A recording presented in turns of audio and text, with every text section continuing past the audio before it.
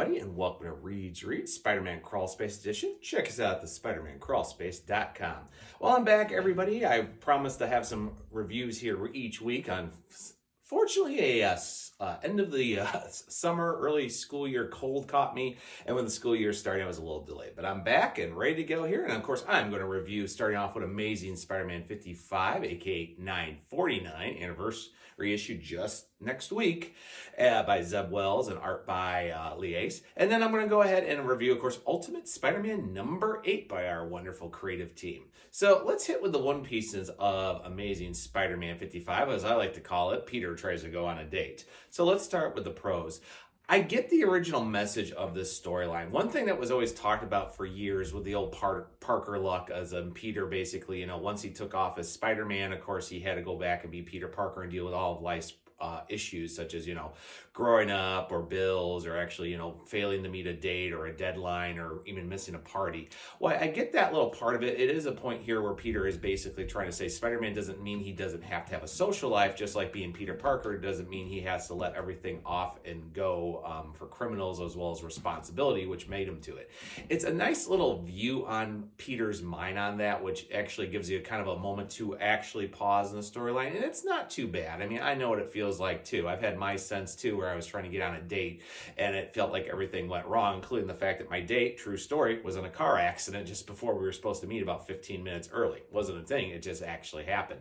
Life happens. I also actually like the interaction between Screwball and the Rhino here. It's actually kind of comical. We've never really seen these characters go. We get with the whole thing of Screwball. She's supposed to be the ninth thing. And we know in this day and age of reels, TikTok, streamers of doing crazy and stupid things, that's the motivation of Screwball. The problem is she does a lot of illegal stuff that would get anybody else, hauled over to prison. So she's always doing that. And the fact that the Rhino kind of gets caught in this little area is because he has no real peace in life. And he's kind of in a very, well, what do I do now? I'm just a guy in a Rhino suit.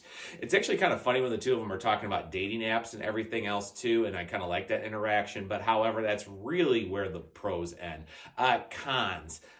The big elephant in the room is we know that this is between Peter and Shay having a date. And Shay is a very nice character.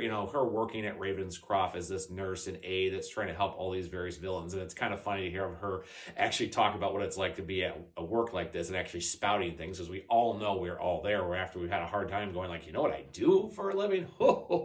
Some days I just want to go out and have a nice dinner or a nice ice cream or just sit over in my pajamas and watch a movie. I absolutely get that part on here. But we know the fact is here. We're basically trying towards the end of Wells's run to get everything with Peter having a day life. We know Shay is going to show up in Kelly's run here in a few weeks when we get the 8 Lives of Spider-Man this fall. But at the same time, as it feels like we go through all this trouble for them to actually have this date, Peter explained to, and he kind of comes off as a little desperate. Even when he decides to beg Screwball and Rhino to just not do this. Don't be criminals, do anything. I need a date. I need to actually have a win for once in my life. Why do you guys always need to just cause problems? Don't any of you know what that feels like? And it's a very interesting piece on that. But of course, as we know too, because the Rhinos, we know his wife, of course, died during Brand New Day after so much character buildup, even post the death of his wife, about how in the fact that he didn't care anymore, that his life was over, so why not be a criminal? If it led to his own death, why not? He really had nothing to care about anymore too. It was such an interesting piece on the Rhino, and now we basically get a character who doesn't even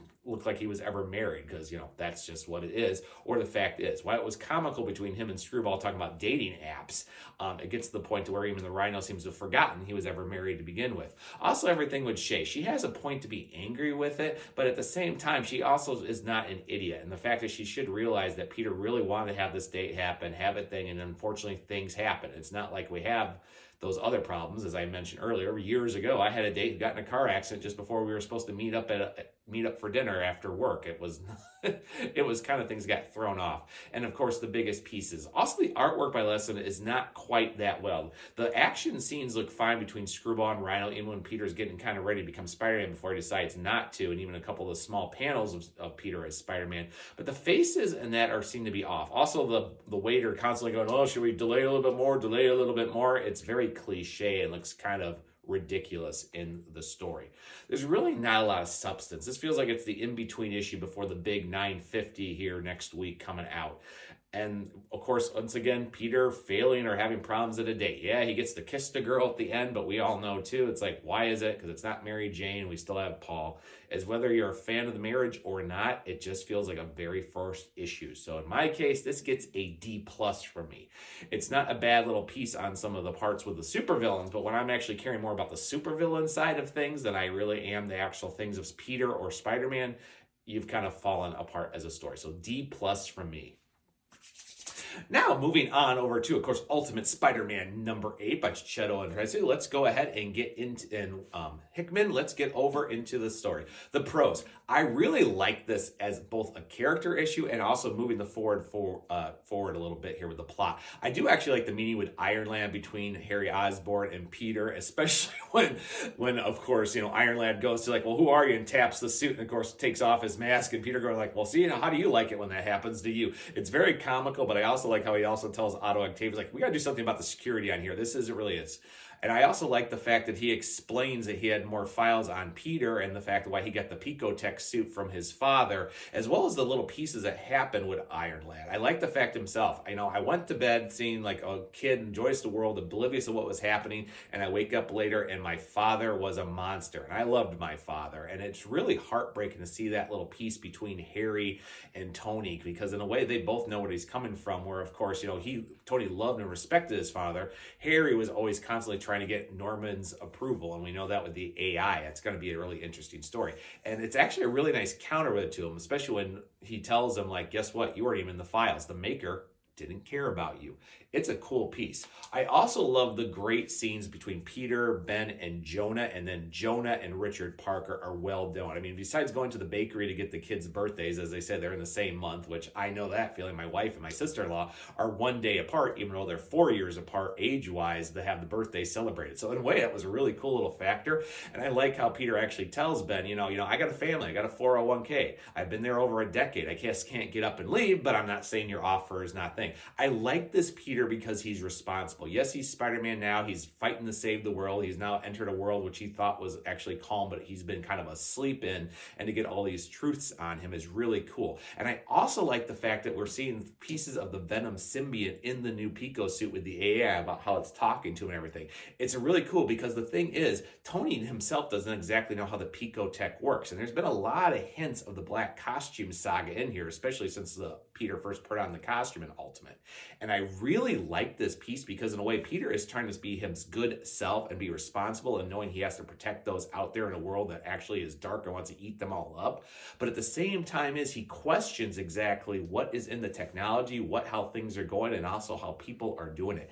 I like this Peter. And my biggest point of this issue I love the most is actually the talk between Richard and Jonah. We've been talking about Richard, Peter and Mary Jane's son, for quite a while, about how he's more of this book smart kid. He doesn't really get interested in genres. Yes, he plays a couple games. He doesn't really have friends. And to see that Jonah and him really bond over things, great. That this Jonah had the exact same issues. He didn't worry about life. He kind of went over on things. But as he got to Richard's age and a little older, he realized he really didn't have a lot of friends. He read books. He enjoyed stuff. And the part that Jonah even says too about how he published his own book after becoming an adult and in between stories because he wanted out there. It was part of him. I know exactly how that feels because I have 2 stories out there that are self-published, and it's because I put it out there and it was mine. I not only identified with this, but I love the kind of Uncle Jonah feeling between Richard and Jameson, and it was well flipping done, and that gets an A+. And I'm not done with the positive stills, guys. How about the whole assembly of this Ultimate Universe Sinister Six? This is fantastic. Why, of course, the Kingpin is a vassal for the Maker and the Council. The fact that this Sinister Six with the current Black Cat, my favorite Mysterio, Mr. Negative, the Mole Man. Oh man, and Craven is just amazing. It takes the actual origins of the characters from the 616 and brings them into a very interesting modern tale of why they exist and who they are. And it's so flippin' cool. Even the nod to our upcoming appearance of the Felicia Harding of this universe and why she might become the Black Cat after the storyline's over. The vassals of the Kingpin is what the Sinister Six is and how he's carved up the different gangs of New York. And I love it. It shows you right here where the bad guys are both interesting and you're kind of like, but they're also, a couple of them look like they're a little clouded themselves. I want to know more about this. Cons-wise, there's not really enough to throw in the cons. Yeah, we still get some progressive moment after the cliffhanger with Iron Lad and the Ultimates and the fact that he tells them, the Maker's coming in a little over a year and they have to be ready. There's not really a lot of pieces on here. It kind of gets into a little bit of more, and we're seeing more building blocks of Otto Octavius moving more towards becoming Dr. Octopus in this. But there's really not a lot into this, but the character work works so well, I don't care if there's a lot of action and fighting with supervillains, because this Ultimate Spider-Man is a whole different universe. And I like the fact we even get the pieces too with the paper as well as the Kingpin about how Spider-Man and the Green Goblin are taking care of the criminals in New York and the regular heists of it, and it's getting on the parts. It works as a storyline, but at the same time is you want to read the next issue even though a lot happening, especially even with the birthday party happening in. I like this book. I wish the main Spider-Man title was like this.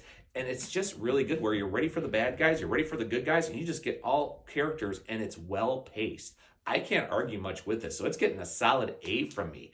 I was really enjoying this issue, and I'm so glad I'm reading Ultimate Spider-Man as well as the current Ultimates book and others with it.